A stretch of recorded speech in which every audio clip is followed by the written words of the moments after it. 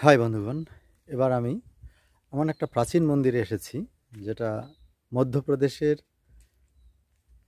ভোপালের নিকটস্থ আশাপুর গ্রাম। এই মন্দিরটা প্রাচীনতার দিক দিয়ে প্রায় ১,৫০০ বছরের পুরনো। আশাপুরী নামক এক গ্রামে মন্দিরটার নাম আশাপুরী মন্দির। চলুন আপনাদের মন্দিরের ধ্বংসাবশেষ এবং মন্দিরের কিছুটা অংশ দেখানোর চেষ্টা করছি। মধ্য ভারতে একসময় বিশাল এক সাম্রাজ্য গড়ে তুলেছিল পারমার রাজবংশ। খ্রিস্টীয় অষ্টম শতকের শেষ দিক থেকে চতুর্দশ শতকের প্রথম দশক পর্যন্ত মোট ২৬ জন শাসক রাজত্ব করেছেন। তাঁদের সুদীর্ঘ রাজত্বকালে সাম্রাজ্যের বিভিন্ন প্রান্তে বহু মঠ মন্দির নির্মাণ করে গেছেন। মধ্যপ্রদেশের আশাপুর গ্রাম তার মধ্যে একটি মন্দির কমপ্লেক্স। এখানের মন্দির কমপ্লেক্সে মোট ২৪টি মন্দির পারমার রাজবংশের রাজাগণ বিভিন্ন সময়ে নির্মাণ করেছিলেন। মুসলিম শাসনকালে সবগুলোই ধ্বংস করে দেওয়া হয়েছে।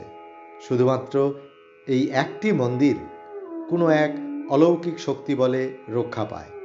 এই মন্দিরটি গ্রানাইট পাথরের নির্মিত এবং দেওয়ালে অসংখ্য সুন্দর সুন্দর বেলে পাথরের খোদিত দেবী মূর্তি ও অন্যান্য কারুকাজ দেখা যাচ্ছে। একরত্ন বিশিষ্ট বিষ্ণু মন্দির, শীর্ষে চক্রাকারে একটি আমলক শিলাখণ্ড এবং সামনে নকশাযুক্ত দুটি পিলার ছোট নাটমন্দিরকে ধরে রেখেছে। মন্দিরের গর্ভগৃহে বেলে পাথরের নির্মিত অপূর্ব সুন্দর একটি ভগবান বিষ্ণুর বিগ্রহ রয়েছে।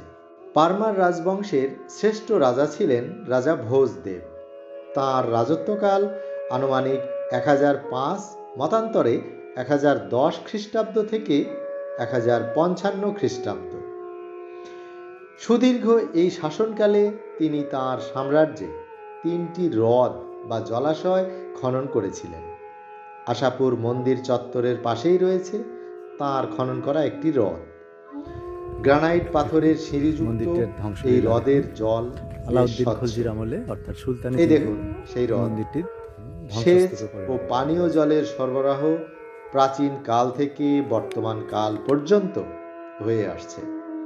চলুন স্নানঘাটে পাথুরে সিঁড়ির উপর বসে কল্পনার চোখে মন্দিরের পুরনো দিনের সেই জৌলুস খুঁজে নেওয়ার চেষ্টা করি আর জাঁকজমকপূর্ণ আলোয় সজ্জিত মন্দিরের প্রতিরূপ মনের আঙ্গিনায় উদ্ভাসিত করি।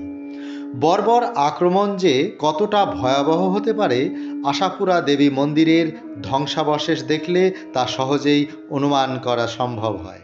মনুষ্য সৃষ্ট হ্রদের পাশে এই দেখুন একটি শিব মন্দিরের ধ্বংসাবশেষ। গ্রানাইট পাথরের একটি বেদিপট এখনো বর্তমান। অবশিষ্ট যা কারুকাজ আছে তা যে কোনো শিল্পরসিক ব্যক্তিকে অভিভূত করে দিতে সক্ষম।